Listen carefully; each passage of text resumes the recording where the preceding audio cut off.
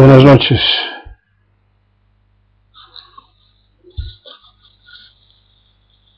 Agradezco tener la oportunidad de explicar el Dharma.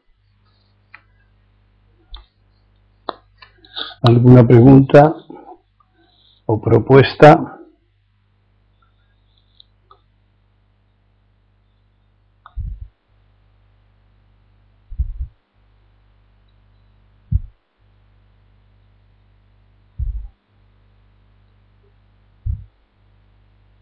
Dime quiénes están. Isidro, Pedro, Consin, Dosini Pudió, Alex, Fui. ¿Total? 6.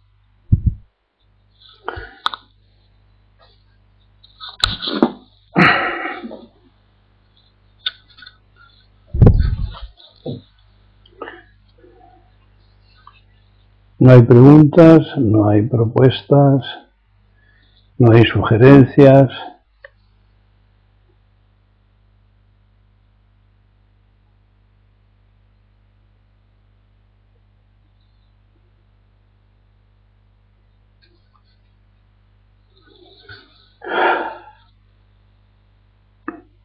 Sostengantra.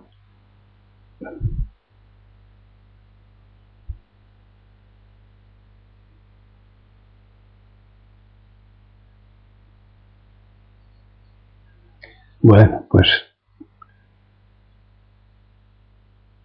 algún comentario sobre el ego y los conocimientos. Vertical y horizontal nos sirve de referencia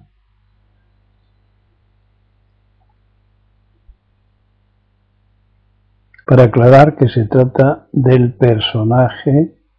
El ego es el personaje, es la ideología de la egocentricidad, la ideología del egoísmo, no los conocimientos instrumentales. Los conocimientos instrumentales son utilitarios, utilidad. Todo depende del que lo usa. Es como la pistola. La pistola no tiene ideología. Ahora se puede utilizar de variadas maneras. Es muy importante caer en la cuenta de que el personaje es el ideólogo, es decir, el sujeto de la actividad, es el robot programado para sacar partido, para ganar, para lograr. Y eso es conceptual, no es conocimiento utilitario, es conocimiento conceptual. Para utilizar una plancha no hacen falta conceptos. Ahora, para planchar a alguien, sí.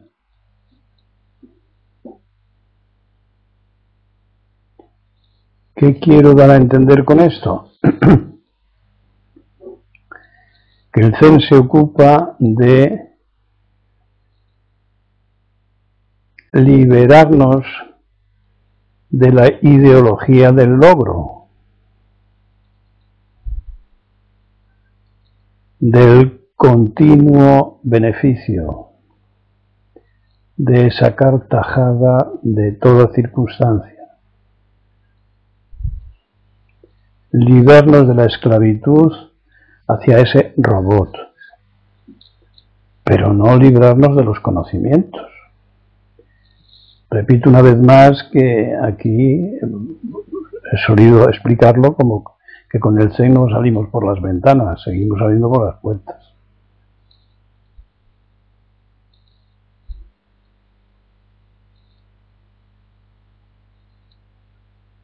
No sé si haría falta hacer algún recordatorio sobre el funcionamiento del cerebro como un recogedor sin criterio, lo recoge todo y todo lo orienta en el beneficio, en la egocentricidad, en el egoísmo.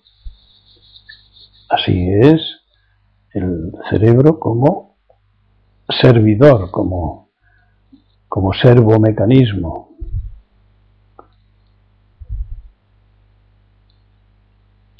Pero sin criterio. Es decir, su programa es un programa de beneficio. No hay opciones. Con lo cual la libertad del sujeto no existe. Está condicionado a la ganancia. Esa enorme inmadurez es la que trata el budismo zen de ayudarnos a librarnos de ella, de liberarnos de esa dictadura.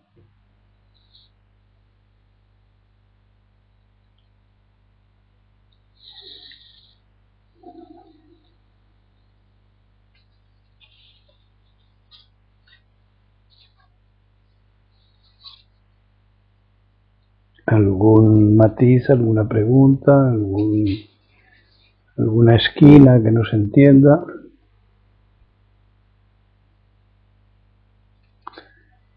Un ejemplo de la debilidad de los egos que funcionan condicionadamente, pues son los índices de criminalidad, por ejemplo. 47 delitos por cada 1000 habitantes en España. 47 delitos por cada 1000 habitantes. Aún así es la más baja de este país y de Europa. Otro índice de debilidad. Acabo de oírlo. Los suicidios en Francia,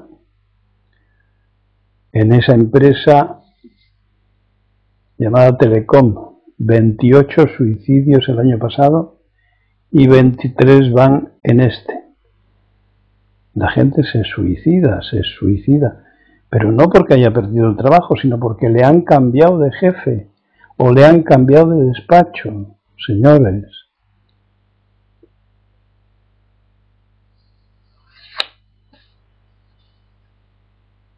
Es decir, las variaciones las podemos asumir, al parecer. El robot puede adaptarse, aceptar y adaptarse a las variaciones. Ejemplo, las variaciones de clima. La especie humana se ha adaptado y ha encontrado instrumentos para adaptarse, como las moscas o como las ratas, o como muchas enfermedades, a distintos climas, distintas latitudes. Pero eso no son cambios.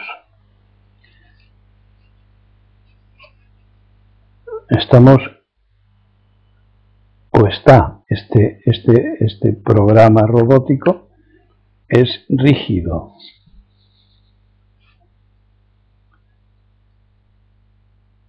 Por lo tanto, no sabe de cambios.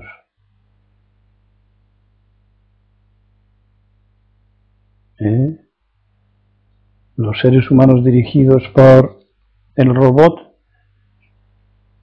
no saben no desear. Sí saben desear, pero no saben no desear. Tampoco están preparados para distinguir entre deseos y necesidades. Solo con estos 3 factores podemos entender lo neuróticos que somos, o que estamos. Y pongo somos entre comillas, porque no somos ese. Ese es el robot. Ahora cada uno puede encontrar abundantes ejemplos, que sería lo realmente práctico e interesante para madurar, abundantes ejemplos en su propio caso. En su propio caso.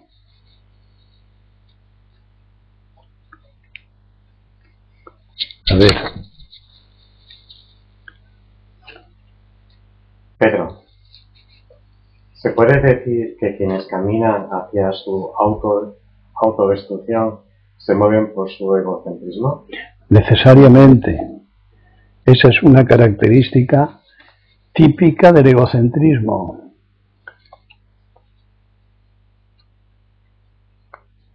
La autodestrucción y la ausencia de conciencia de esa autodestrucción.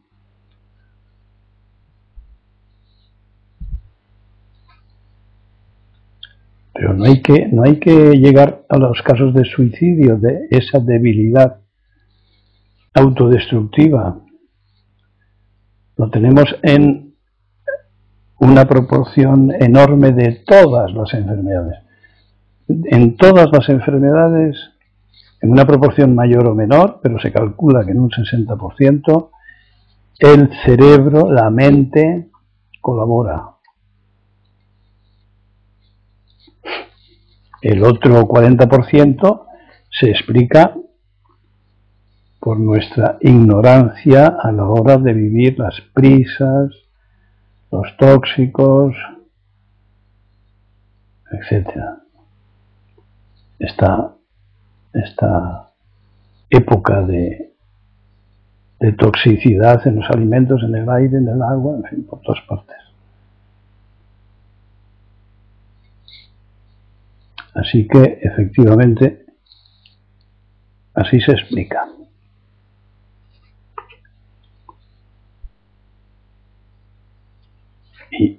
Y es espeluznante ver la ausencia de criterio, la ausencia de conciencia de esta autodestrucción, y no solamente propia, sino ajena, ¿no? Ambiental. Sí. Pedro, pero esto parece contrario a un logro. Sí, esta es la contradicción.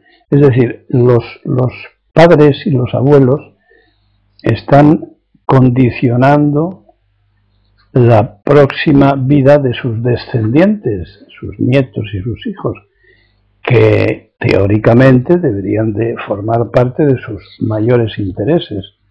Entonces están comprometiendo el futuro por el beneficio presente. Así que vuelvo a estar de acuerdo contigo.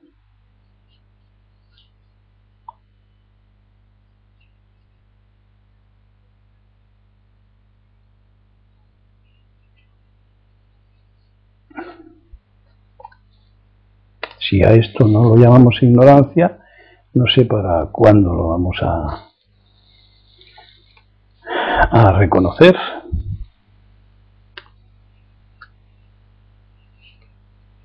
El único animal que destruye su entorno, vamos, que es un suicidio rápido o lento, el único animal. Ignorancia, neurosis.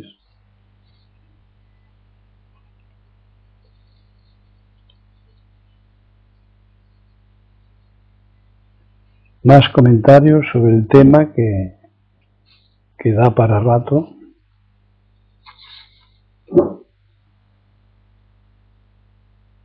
Solo con eso, solo con esta información y estos comentarios, debería de ser suficiente para que una persona sensata dijera, pues yo voy a practicarlo precisamente para este método, este Zen, precisamente para caer en la cuenta de lo que no caigo, para ser consciente de mi autodestructividad y la destructividad que ejercito con respecto al ambiente, en los demás próximos, etc. Aunque solamente fuera por eso.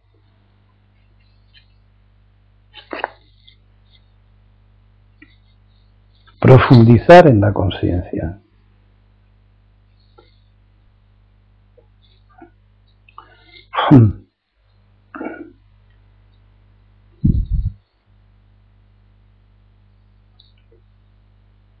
¿Algún comentario más?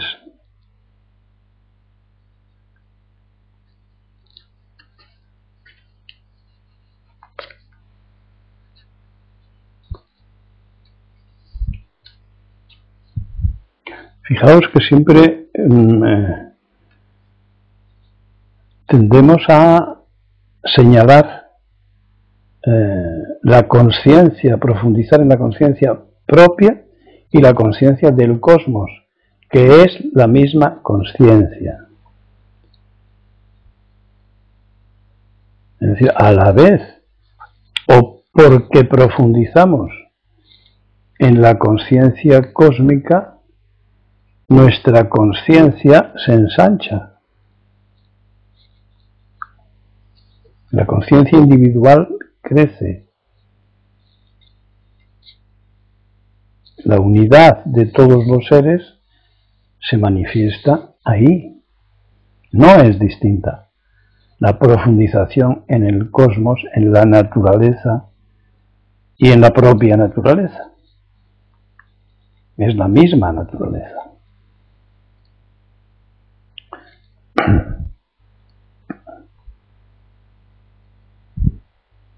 Así que, ¿para qué sirve la práctica del budismo zen? Pues para todo. Sirve para las cosas más modestas, para las cosas más elementales, que es a lo que se acaba reduciendo todo. Sirve para cada gesto, para cada función, para cada órgano, para cada asunto, para cada entretenimiento, lo abarca todo. El Dharma lo abarca todo. No es una cuestión milagrosa. Es una obviedad, es la mente ordinaria.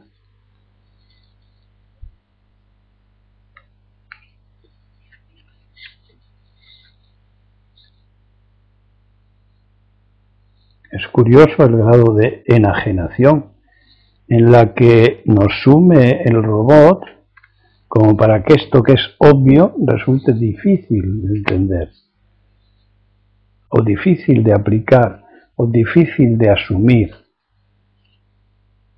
Es verdaderamente llamativo.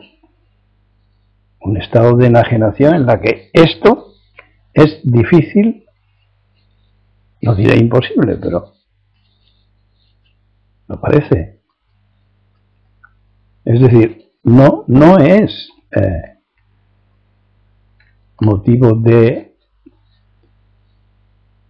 ambiciosa curiosidad, por ponerlo mal.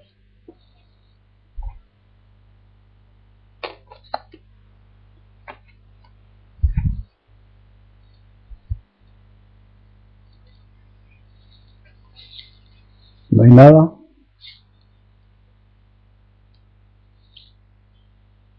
No dejéis que las palabras entren por un oído y salgan por otro. Quiero decir, no convertirlas en lunas, no lo dejéis en dedos que señalan la luna. Hacerlos luna, hacerles realidad, hacerles carne, huesos, médula, que decían los viejos maestros.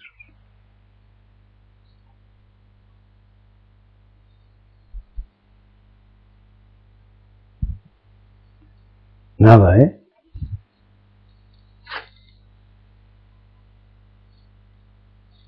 A ver, haced el esfuerzo de mover los niveles de conciencia un esfuerzo de atención en la conciencia superficial, la del pensamiento, a ver si hay alguna curiosidad ahí que destaque.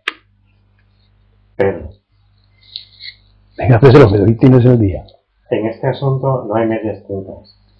Quien vaya a comportarse armónicamente con plena sensatez ha de cambiar radicalmente. Esto es conflictivo para la vida social.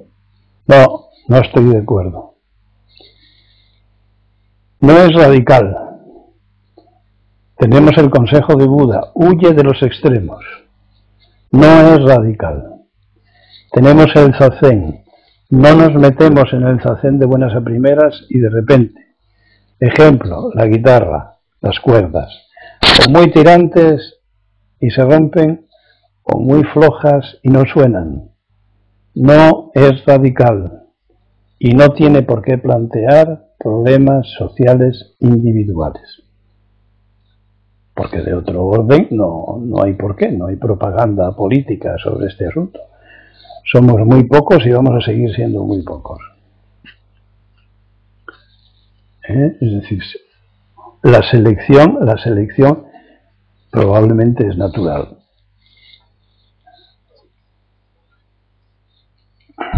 Hay muy poca gente interesada en continuar su evolución natural, la evolución de su mente. Muy poca gente, pero muy poca, y seguirá habiendo. Entonces no tiene por qué plantear problemas sociales, ya sin tocar el asunto de que cuando una persona está en proceso de maduración, pues con lo que se encuentra y no le preocupa especialmente, a menos que sea un exhibicionista y tenga que hacer teatro con sus logros, que entonces los perderá. Pues no tiene por qué comprometerle ni nada de eso. Ni dificultar su vida social, a menos que tú estés hablando o te estés refiriendo a algo que preferiría no tener que inventarlo. Preferiría que lo dijeras tú. ¿A qué te refieres cuando hablas de, cuál es la expresión? Vida social. ¿Eh? Vida social. Sí, vida social, ¿qué? Antes que dice. Conflictivo. Conflictivo para la vida social. A ver. ¿En qué estás pensando cuando dices eso?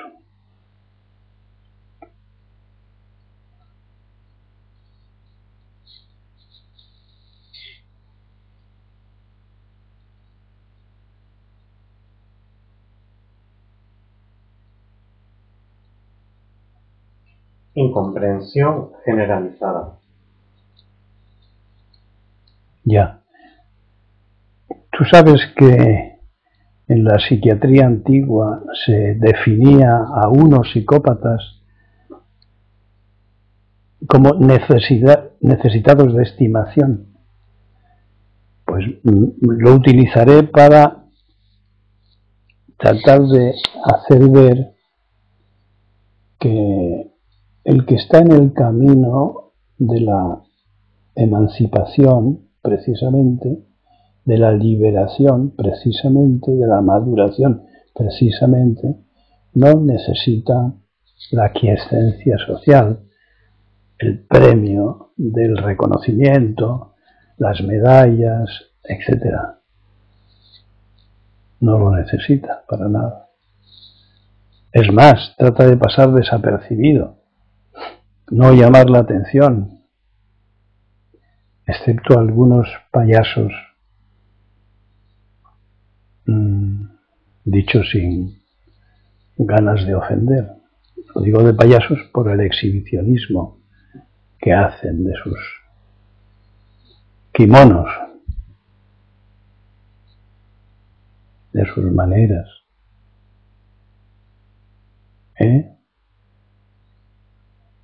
Fui. ¿Qué te parece, Pedro? Sí pueden plantearse conflictos con la pareja, los amigos, el trato social indiscriminado de circunstancias,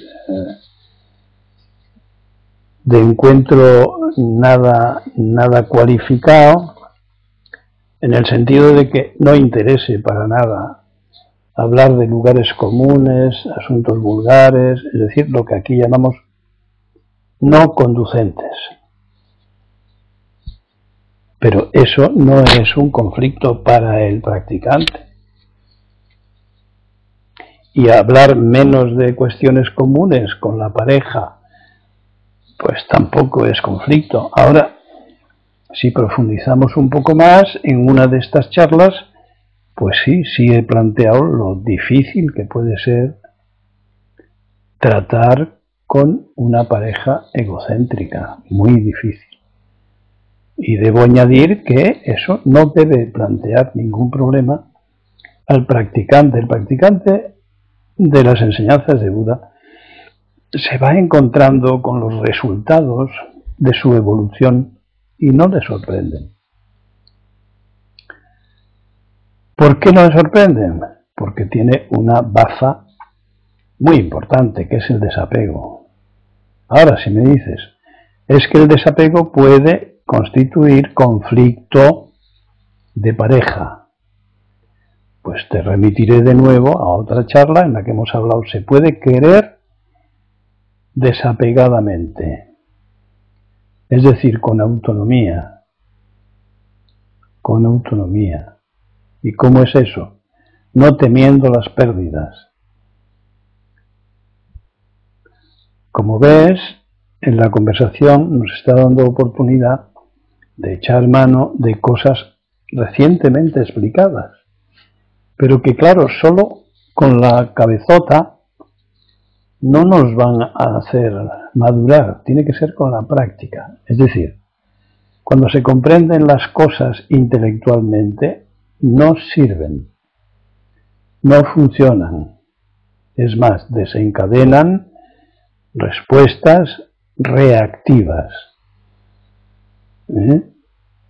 miedosas, prejuiciadas. Ahora, cuando la conciencia se hace lúcida a base de práctica del desapego y de las instrucciones que tu maestro te da, entonces no hay problema.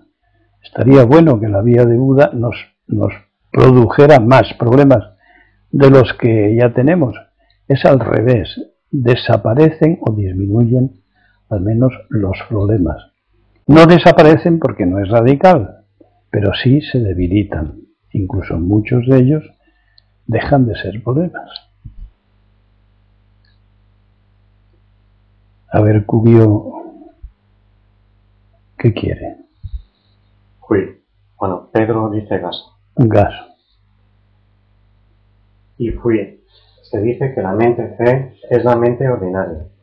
El debilitamiento del funcionamiento del robot mediante la práctica del corte. ¿Del? Corte. Del corte. De cortar, ya. La práctica del cortar, supongo.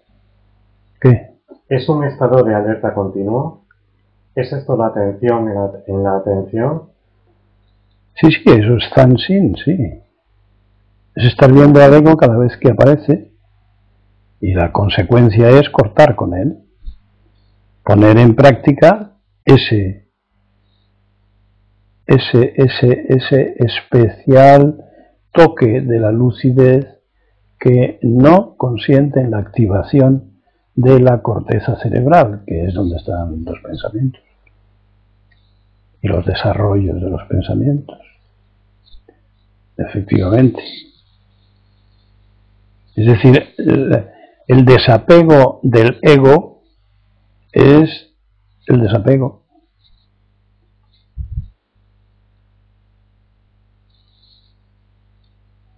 El real desapego.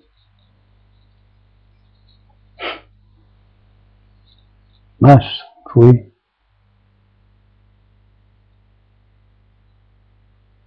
Es decir, es practicar tu nombre. Gas.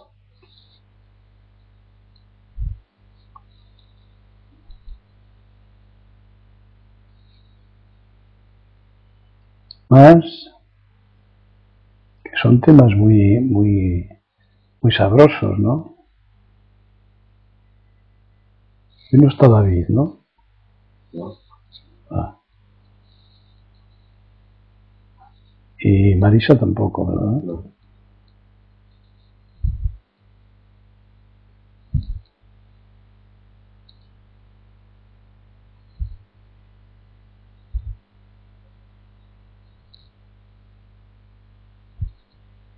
Venga, subid, bajad de nivel.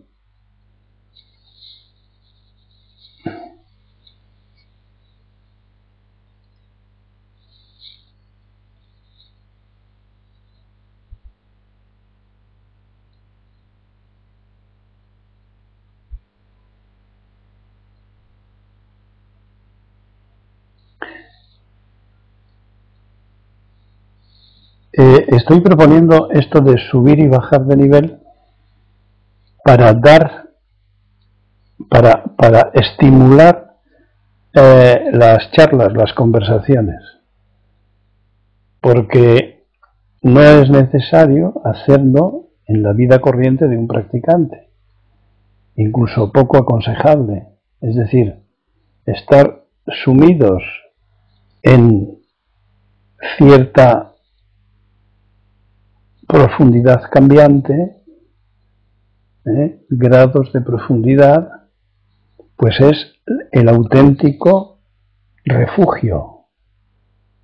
Es una de las grandes maneras de entender el refugio. Practicando es estar bajo el alero de las enseñanzas del maestro, de la sangha, que es tu nuevo mundo. La cribadora de la estupidez y de la estimulación constante de lo ilusorio.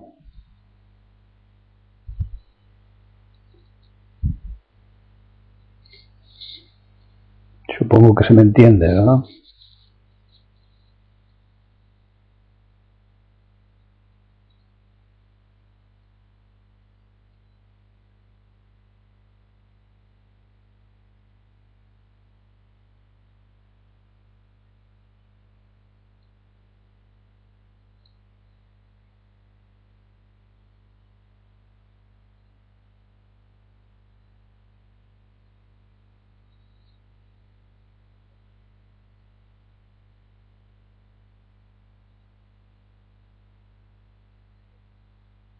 Qué bien se está, ¿verdad? Sí, tú también te he pescado. Qué bien se está en ese refugio. Pero decir bien no es decir lo contrario de mal, sino estar en el sitio, estar en tu sitio, en el sitio que te corresponde, en el sitio que te corresponde en el cosmos. Y sin miedo, el estado de alerta natural te pondrá sobre aviso en cuanto aparezca cualquier asunto amenazador. Y lo abandonarás en cuanto pase, en vez de seguir colgado, pringao de él, en las quejas o en las varias maneras de pringarse. Los miedos, los prejuicios, las falsas valoraciones que nos alejan de la paz. A medida que pase el tiempo y perdáis el gusto, se debilita el gusto por los logros, digo, pase el tiempo y practicando, no sin practicar.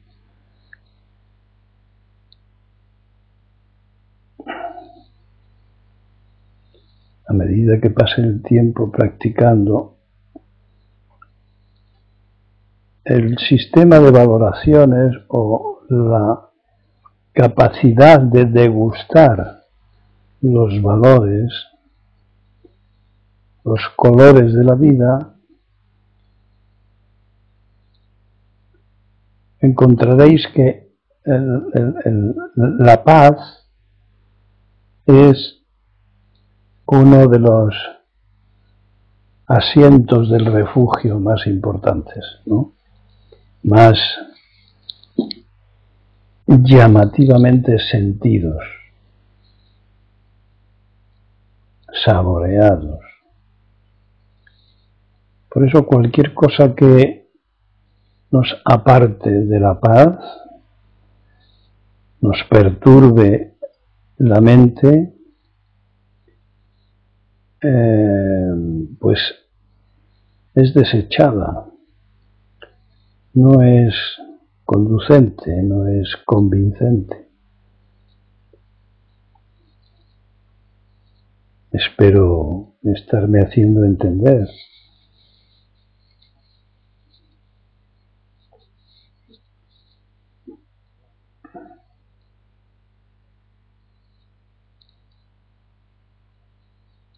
Cuando decimos, anda, déjame en paz,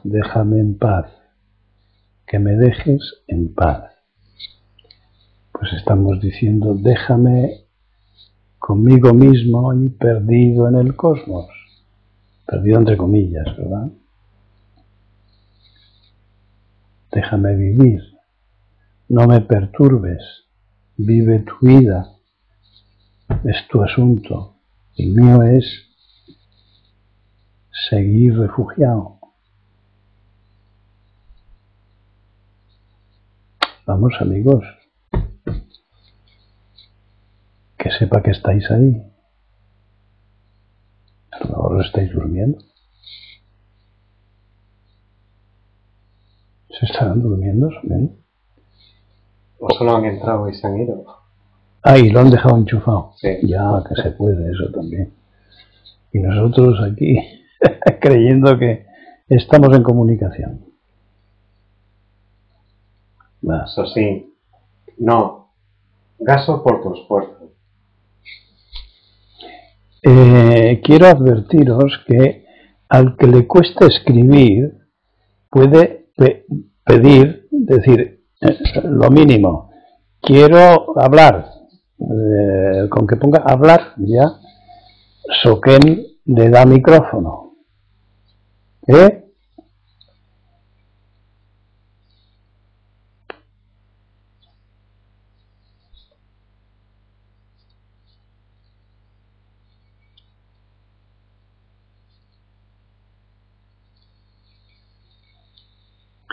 Bueno, no parece que haya despertado mucho eco esto, pero sé que os interesa, eso sí, porque no puede ser de otra manera.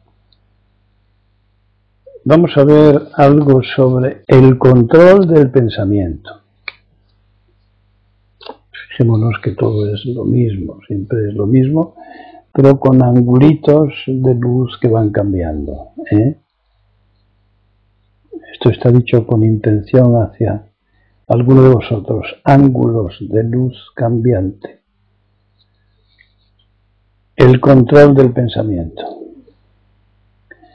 El pensamiento muchas veces se percibe como un hormiguero de palabras. Al que no le haya ocurrido, ya le va a ocurrir ya.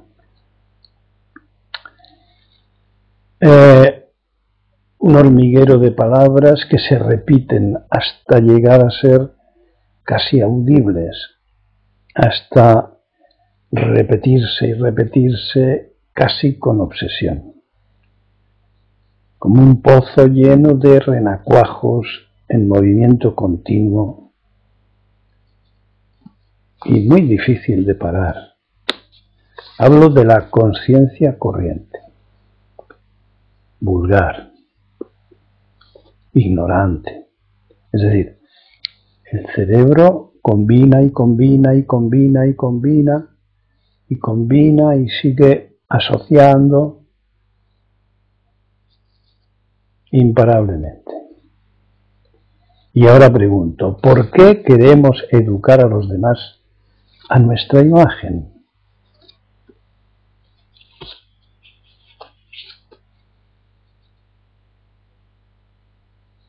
No es cierto que es así. Queremos educarles, que no solo queremos que nos comprendan, sino creemos que les hemos comprendido y ahora les queremos traer a nuestro terreno, educarles. Esto se hace así y asado, esto tiene este significado y no ese, etcétera.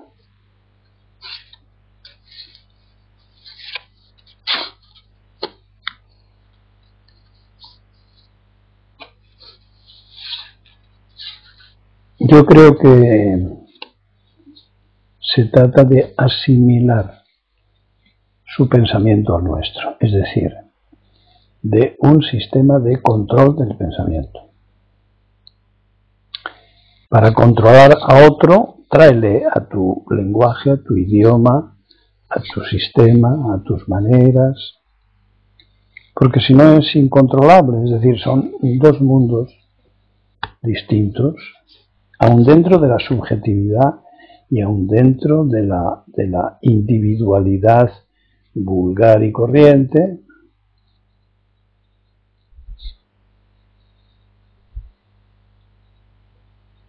Hay otras maneras de interpretarlo, por supuesto, ¿no? Como es la simple mimetización, el aprendizaje de las fórmulas allí, estén donde estén. Pero para mí lo más interesante es el intento de colonización del espacio mental del otro, el intento de posesión.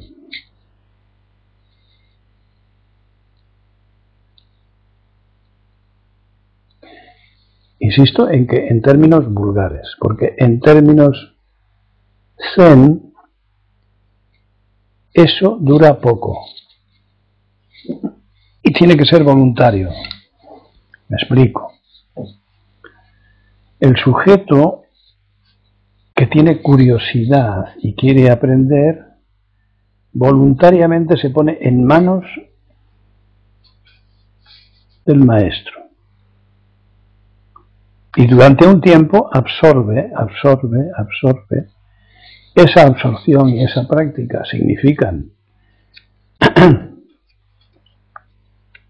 cambio.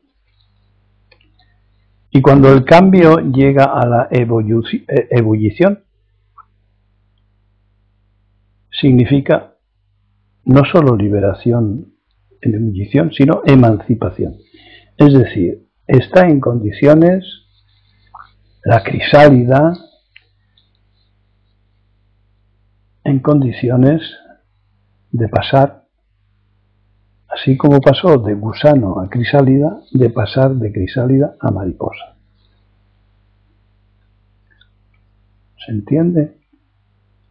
Es decir, el Zen no trata de hacer sujetos dependientes, sino independientes, autónomos.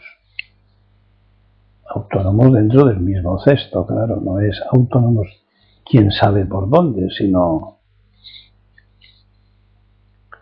sujetos que han entrado en el cosmos y tienen su lugar.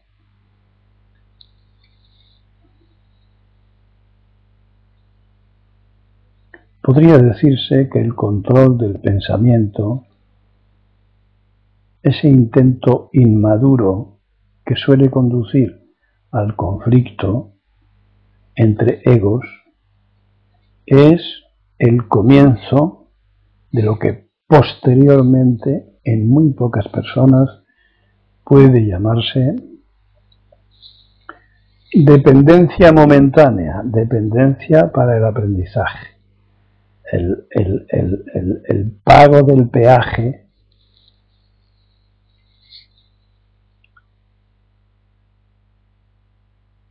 de la mano de su maestro.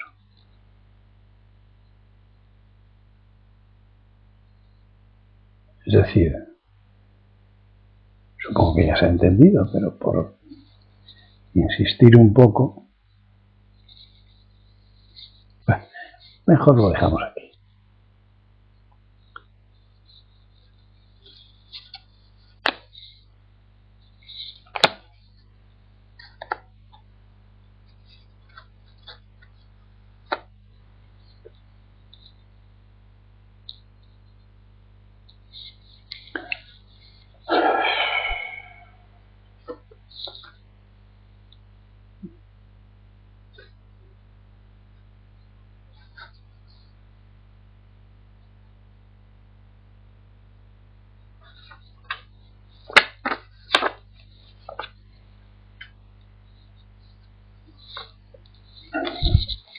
¿Se os ocurre algo?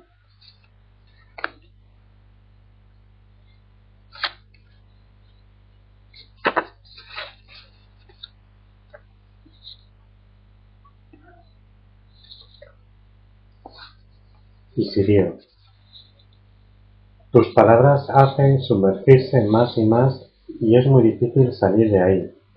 Pero surge esta pregunta. ¿Todo el que practica se libera, despierta?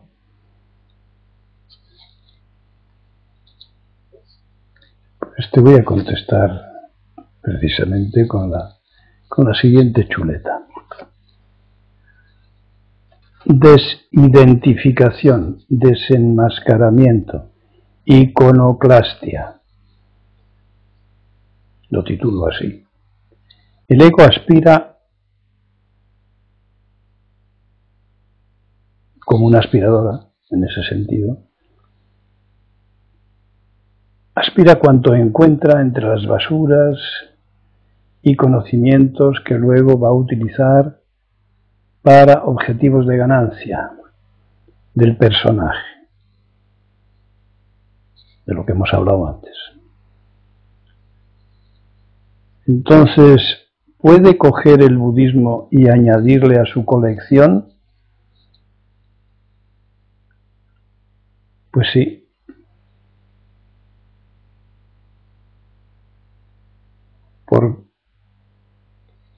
¿Y qué es lo que facilita ese colgarle en la pared a su adquisición budista? Pues una de las maneras es cuando el budismo se vende envuelto en misterio, en magia, porque tiene gran semejanza en las palabras con ideologías religiosas de la tradición de cada país. Ha ocurrido muchas veces que el ego traduzca a lo conocido lo que oye, lo aparentemente nuevo, lo traduce a lo conocido y ya no es nuevo, reforzando sus apegos. Y lo conocido son las virtudes convencionales que a su vez son utilizadas para los logros, doble cara, saltándolas cuando conviene. Buda ya lo advirtió. Sea quien sea vuestro maestro, comprobad que vive según las enseñanzas. Comprobadlo. Y comprobad por vosotros mismos la utilidad de sus palabras.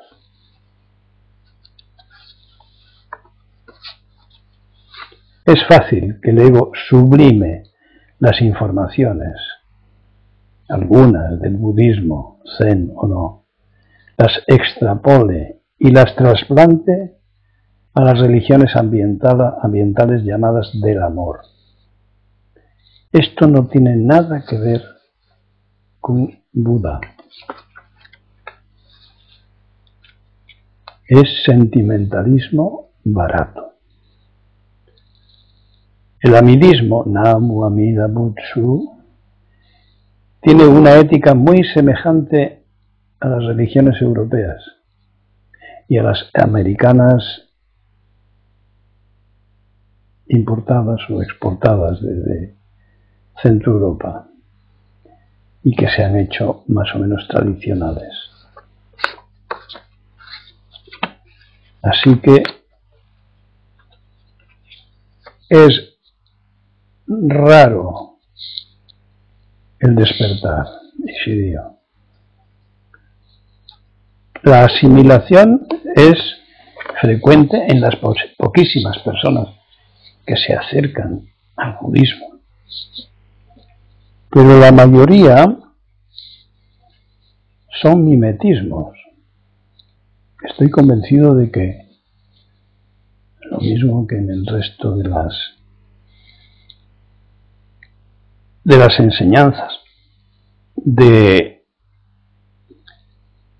automaduración,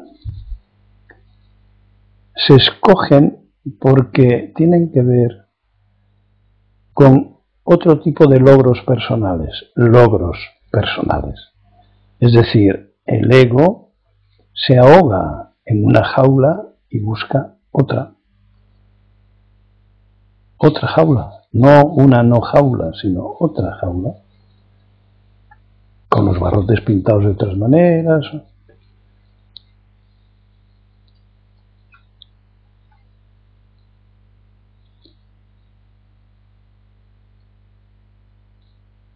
Cuando dudemos,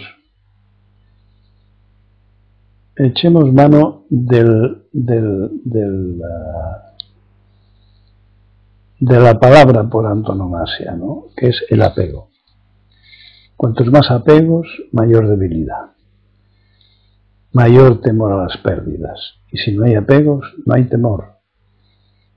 O disminuyen los temores, los miedos a casi todo desaparecen. Si no tenemos nada de lo que enorgullecernos,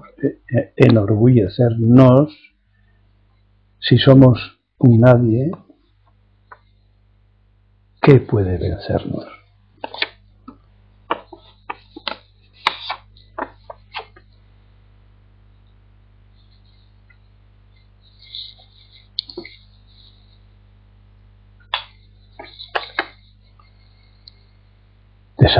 Desapego, descondicionamiento de los apegos,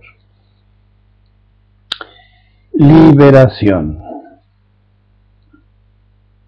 Esto cualquier esclavo lo entendería perfectamente, pero mientras identificase la esclavitud, el origen de la esclavitud, fuera de él, otro ejercitaba su poder con él se reconocía como esclavo. Pues estas palabras recientemente dichas las reconocería en el acto, las apreciaría y las seguiría. Pero lo difícil es entenderlas en nosotros mismos, ver nuestros condicionamientos, ver nuestros apegos. Eso es más difícil, porque queremos verlos uno a uno, a ver si los podemos desmantelar con la mente pensante. Y ese no es el camino de Buda.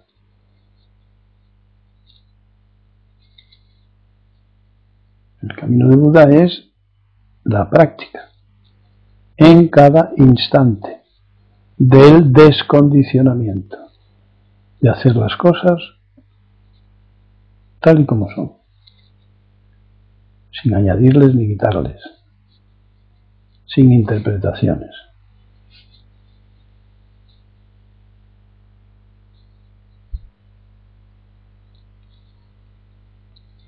¿Algo más? Federico Gaso.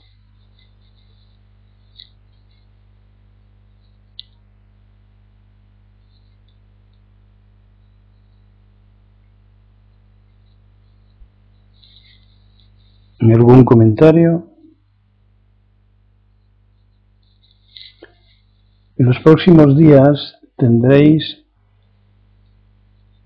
el zazen en la web. Si Soken y Kubio llegan a colgarla, la película.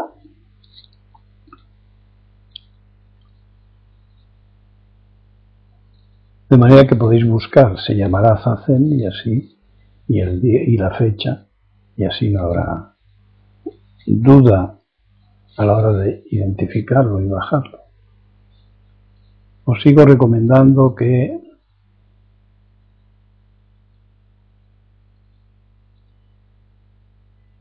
la hagáis disponible para personas que tengan curiosidad o necesidad.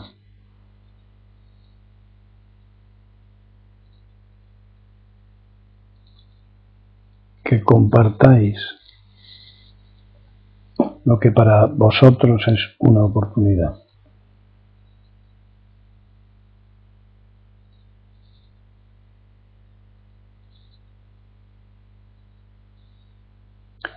Y seguimos buscando un programa de semejantes características a DinDin, pero donde la pantalla sea más grande.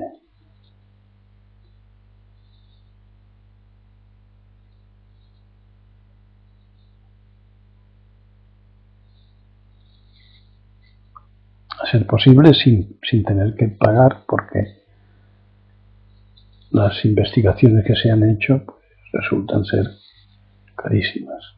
O vamos, la investigación que se ha hecho, porque se ha hecho una.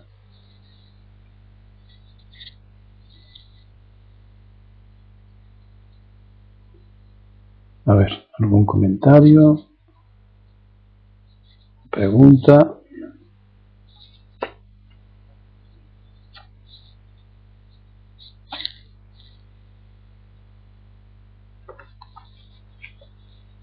Porque ya no me queda más que una chuletita.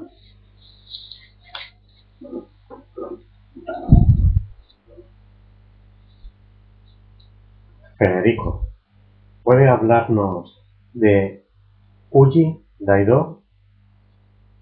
No le trato, no le conozco. Háblanos tú.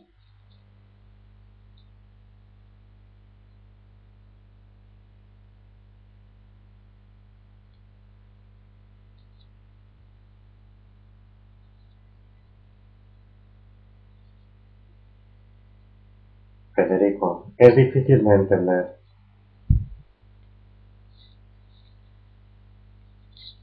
No sé a qué te refieres.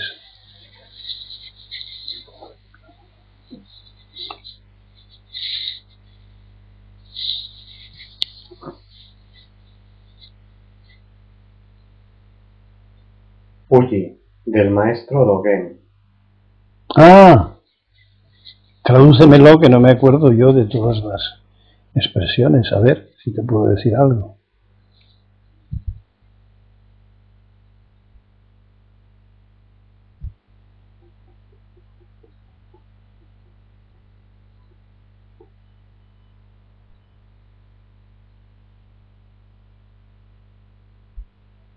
¿A qué se refiere? ¿De qué habla Dogen en Uji? Federico, ¿cómo? ¿De qué habla en ese capítulo Dogen?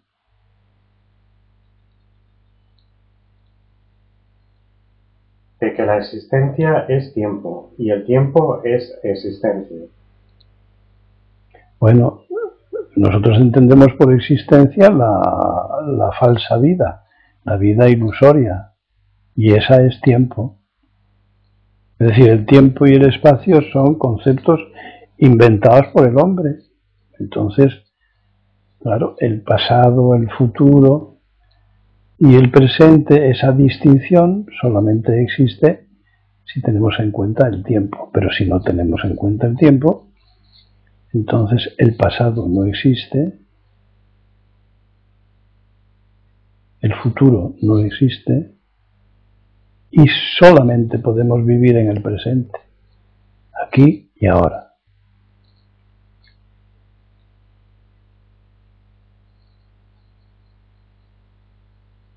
¿Qué te parece?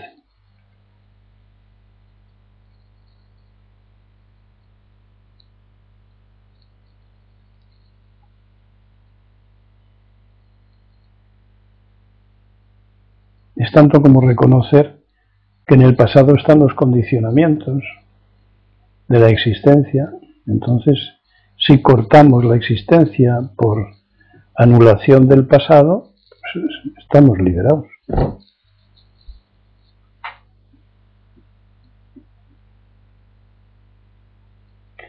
El Zen tiene que dar un rodeo debido a la dificultad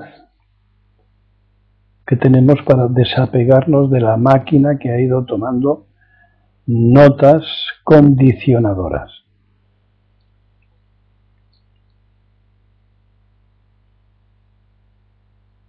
¿Qué? Susan entró. Y Federico Gasa.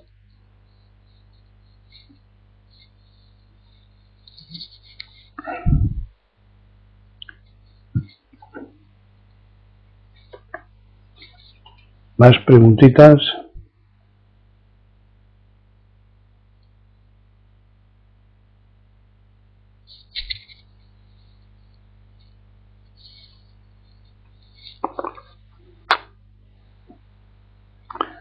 Bueno, varias veces me he referido a esta frase del Zen, que es: el Satori son las ilusiones. En el último libro también he hecho algún comentario. ¿Qué quiere decirse con esto? No diré qué significa, porque nada hay que signifique nada más allá de la comprensión por la práctica. Es decir, si preguntamos qué significa, estamos ante un acertijo, pero por la práctica la respuesta viene sola.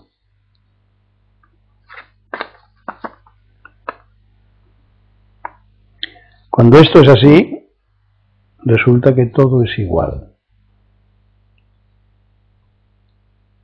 Todo es lo mismo. Nada es cualitativa o esencialmente superior a otra cosa. Simplemente el practicante no puede volver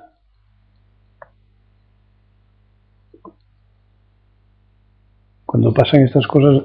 ¿A mí se me escucha o no? Sí. El practicante no puede volver a la ignorancia.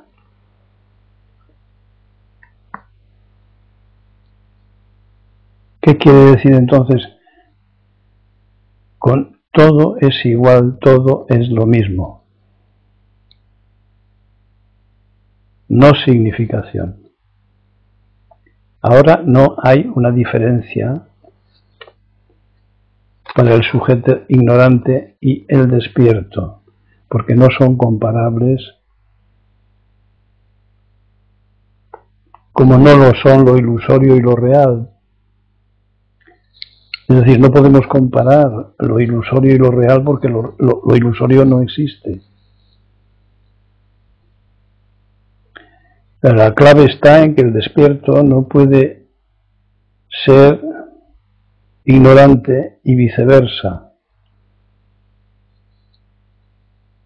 Para el despierto las ilusiones, son lo inexistente.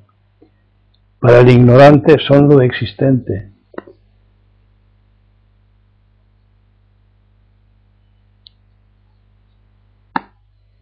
Lo voy a repetir todo porque me estoy refiriendo exclusivamente a la consciencia y no a los efectos de la acción. Los efectos de la acción son idénticos, se trate de un ignorante o de un despierto. Pero porque todo es conciencia en el despierto, pero no lo es en el ignorante. Así que empiezo otra vez porque es un poco difícil. Solamente quiero que tengáis, los nuevos sobre todo, se os quede el canario en el oído. Así que, ¿qué quiere decirse con el Satori son las ilusiones?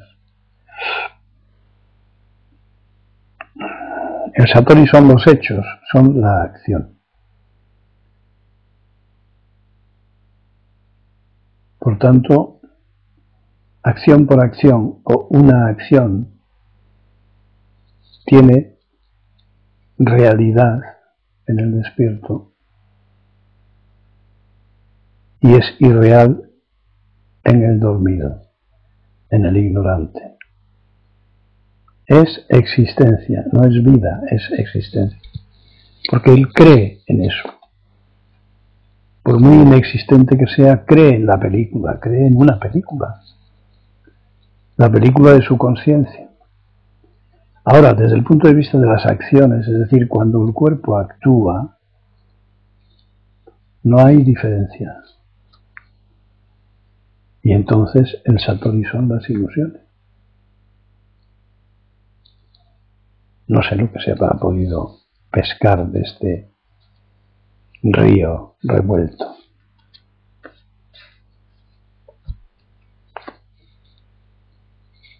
Ya me lo contaréis. Puede ser ahora, si queréis, o el que lo quiera.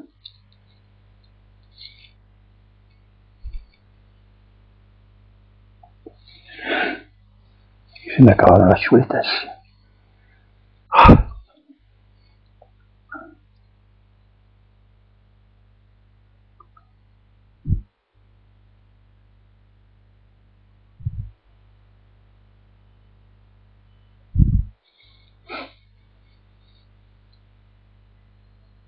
Comentario.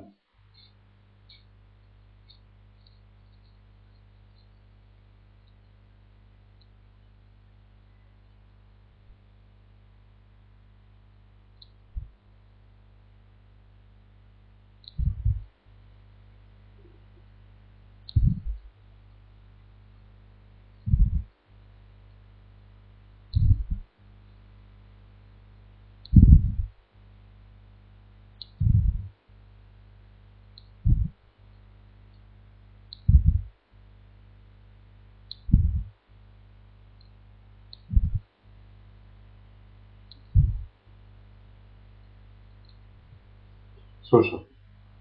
Todos son ilusiones en la ignorancia.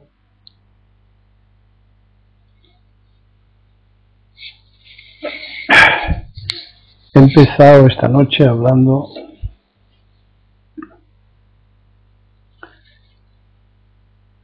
de la gran diferencia que hay en un ego entre conocimientos e ideología.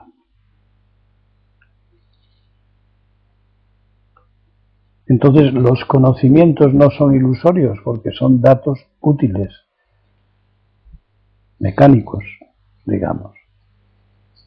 Entonces, tanto el ignorante como el despierto tienen y manejan conocimientos útiles. Es en la ideología, el programa para el exclusivo beneficio, donde la realidad no existe, existe la ilusión. La mente del ignorante es una mente ilusoria, está rellena de datos y condicionamientos interpretados, dirigidos hacia el fin del logro.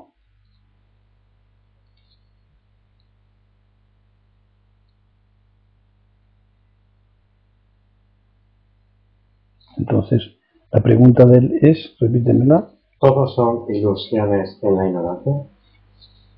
Según lo dicho, a ver qué te parece a ti. ¿Qué parte es ilusoria y qué parte no es ilusoria?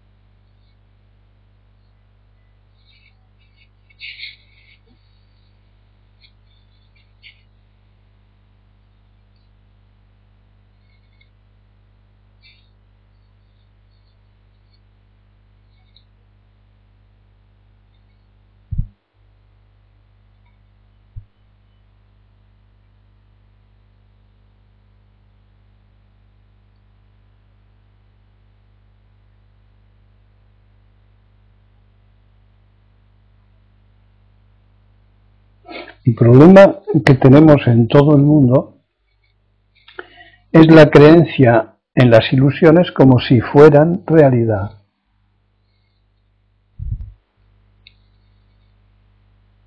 Es decir, los ignorantes creen en sus pensamientos ilusorios como si fueran reales.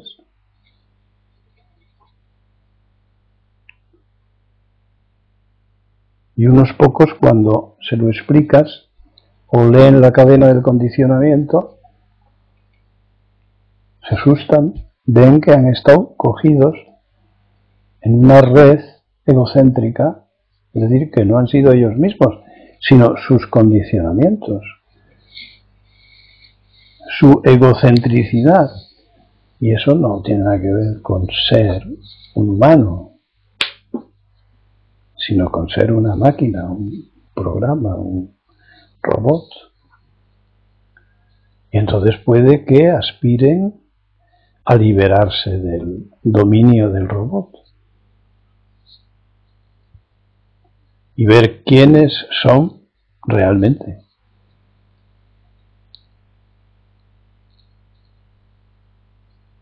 Y cuáles son sus sentimientos, sus pensamientos, sus hechos. Suso.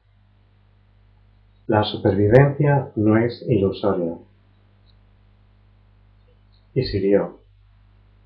He pescado muy poquito de el Satori son las ilusiones. ¿Quiere decir darse cuenta de ellas? No. Darse cuenta de que son el Satori. Es decir, la realidad. O sea, ¿cómo han de ser las ilusiones para que sean realidad? Estoy dando las claves ahora al decir, el ignorante se cree sus ilusiones. Se las cree que son realidad y no lo son. Son una película condicionada, como un mono de circo que hace las cosas que no son naturales, como andar en moto. Lo ha aprendido a base de comida y palos, comida y palos. Entonces, esto que dice Suso, la supervivencia es realidad o algo así, ¿no? No es ilusoria. Eso es, no es ilusoria. Ese es otro nivel. Si bajamos un poco de nivel, la supervivencia es ilusoria. Es un concepto, no sabemos qué es la supervivencia. Si profundizamos un poco, sobra esa palabra. ¿Por qué sobra? Porque ya está en el vivir. Y si decimos vivir, ¿es ilusorio? Sí, es ilusorio. La palabra agua no quita la sed. El zen es acción, no pensamiento, no elucubración, no intelectualización. Por eso digo, si vives como Buda, pues eres un budista. Pues ahora lo borro, ¿qué más me da? ¿Qué palabra poner? Es igual. Alguien ha dicho algo. Suso. Las ganas de llegar... Suso llega tarde pero tiene ganas de hablar. A ver. Las ganas de llegar a ser rico, bueno, famoso, etcétera, son ilusiones. Incluso llegar a ser santo es otra ilusión. Sí, claro. Sosín. Ilusiones son imágenes en la mente. O sea, pensamiento. Sí. Pensamiento y proyecto y traducción e interpretación que no es realidad. No porque tú lo creas, que es lo que cree la mayoría de los ignorantes, no porque tú creas o digas algo, es verdad. La mayoría de los idiotas creen que solo porque lo dicen ellos es verdad y lo defienden a muerte, como demuestra nuestra historia. la historia humana, quiero decir. Pedro. Son la realidad las ilusiones en tanto que son percibidas como lo que son, falsas. A ver. Son la realidad las ilusiones en tanto... ¿Son la realidad las ilusiones? En tanto que son percibidas... Son la realidad, coma, las ilusiones en tanto que son percibidas... Como lo que hemos son. olvidado escribir. Falsas. Son percibidas la realidad... En tanto que son No. Percibir una ilusión como una ilusión no es estar en la realidad. Es percibir una ilusión como ilusoria. No más. No te lo pongas cómodo. O sea, muchos creéis, por lo visto, que cada vez que lográis ser no ego, sois realidad. No. No se entra en el mundo real solo por ser no ego.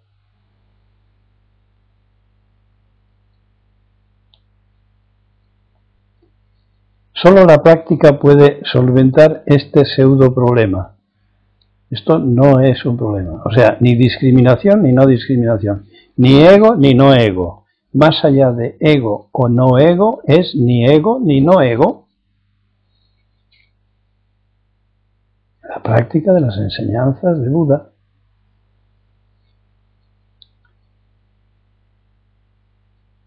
¿Cómo se explica eso que he dicho? No tiene explicación. La vida no tiene explicación. No es objeto del pensamiento, ni siquiera científico. La ciencia no explica la vida, nunca la explicará. La ciencia puede coger un trozo de la vida, abstraerle, por lo tanto ya le mató, corta las conexiones con el resto y ahora monta un sistema de investigación. Pero eso ya no es la vida.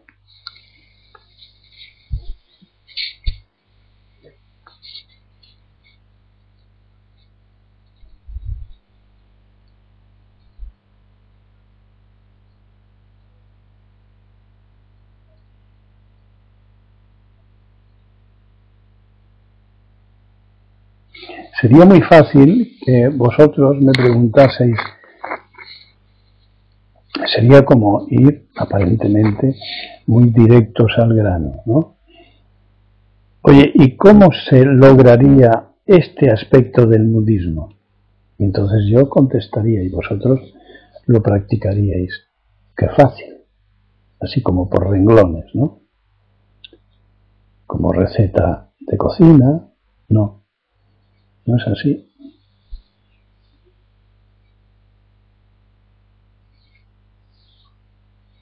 Es decir, la práctica del budismo zen es un asunto, ojo, que señalo con el dedo la luna, de generosidad. Es decir, tú no puedes parchear, no puedes parcelar, como hace la ciencia, trozos de práctica para tal cosa, porque entonces es tu ego el que está planeando esta cuestión. Se ve como si me hacéis una pregunta concreta, ¿cómo conseguir no sé qué? Pues eso es ego. No, hay que ser más generosos, más generales. Es tanto como practicar sin pensar, sin calcular, a donde vaya el asunto. Él dirige, no tú, no tu mente, y mucho menos tu mente ilusoria.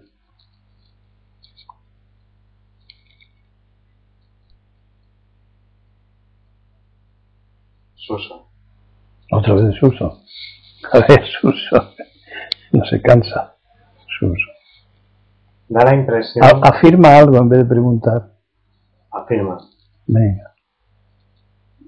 Da la impresión que la conciencia de la realidad tiene las patas muy cortas, poco a poco. Poco a poco.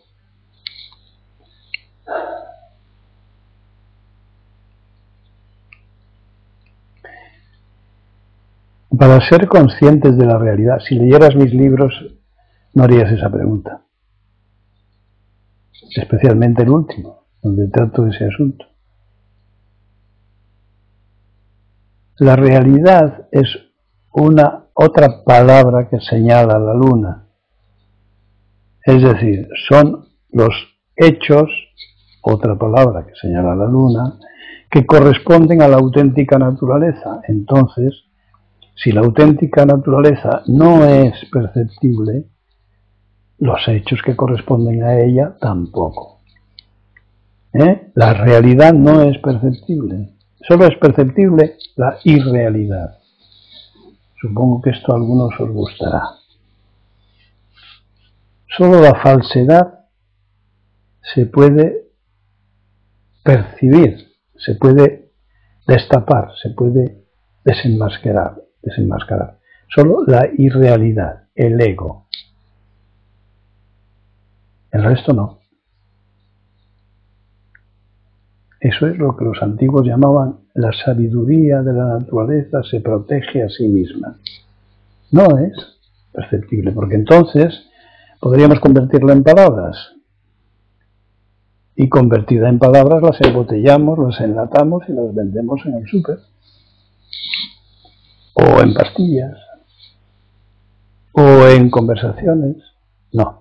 Yo estoy vendiendo agua junto a un río. Estas conversaciones son una obviedad, es una aproximación, una familiarización. Y ahora uno de vosotros puede decir con lo que es y con lo que no es. Claro, eso es.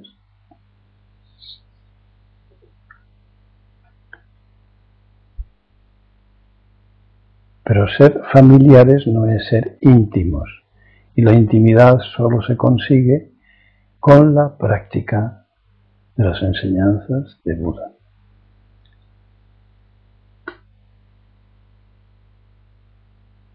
Es decir, con el descondicionamiento de los apegos. Entonces, la propia naturaleza emerge. Es que percibimos el funcionamiento de nuestros órganos, de todo nuestro cuerpo. No, pero es real. Sí.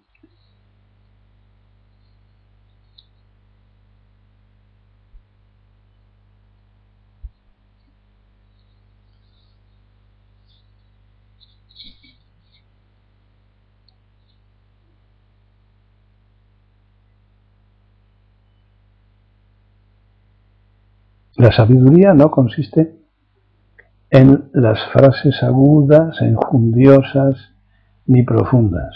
Consiste en vivir conducentemente, en vivir con naturalidad, en vivir en paz. Y Sirio, afortunadamente ella no se deja atrapar por una pequeña mente. Ello, Sí. con mayúscula. No. Pues con mayúscula, pon mayúscula.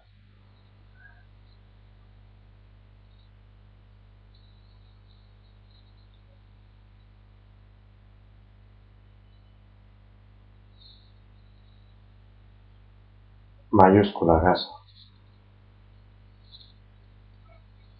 Bueno, venga, otra cosa.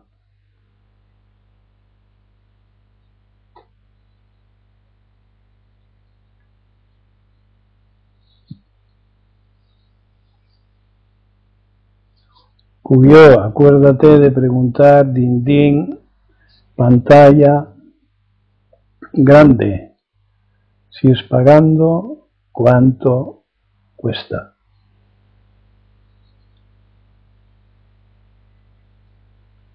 Eso era lo que había ahí. Claro. Sí.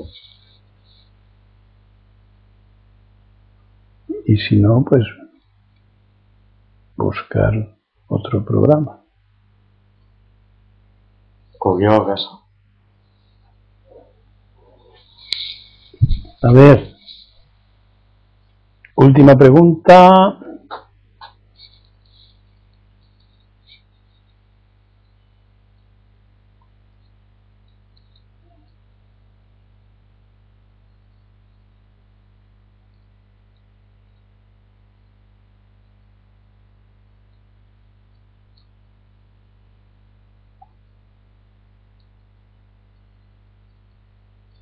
Pedro. ¿La pereza es también un apego?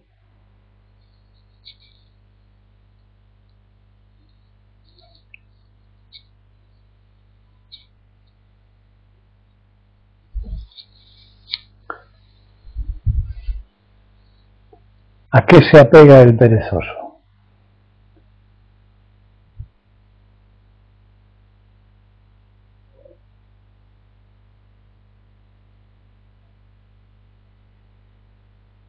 ¿A qué se apega el indisciplinado? ¿A qué se apega el incoherente? ¿A qué se apega el ambicioso? ¿A qué se apega el codicioso? ¿A qué se apega?